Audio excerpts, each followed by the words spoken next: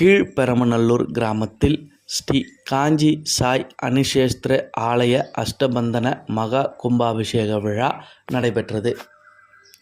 காஞ்சிபுரம் மாவட்டம் கீழ்பெரமநல்லூர் கிராமத்தில் புதிதாக அமைக்கப்பட்ட ஸ்ரீ காஞ்சி சாய் அனுக்ஷேத்திர ஆலய அஷ்டபந்தன மகா கும்பாபிஷேக விழா நடைபெற்றது. கும்பாபிஷேக விழாவை ஒட்டி ஆலய வளாகத்தில் யாகசாலைகள் அமைக்கப்பட்டு யாக குண்டங்களில் பல்வேறு விசேஷ திரவிய ஹோமங்கள் நடைபெற்று பல்வேறு நதிகளிலிருந்து கொண்டு வரப்பட்ட புனித நீர் அடங்கிய கலசங்கள் புறப்பாடாகி மேளதாளங்கள் முழங்க மங்கள இசை இசைக்க ராஜகோபுரத்திற்கு எடுத்து செல்லப்பட்டது.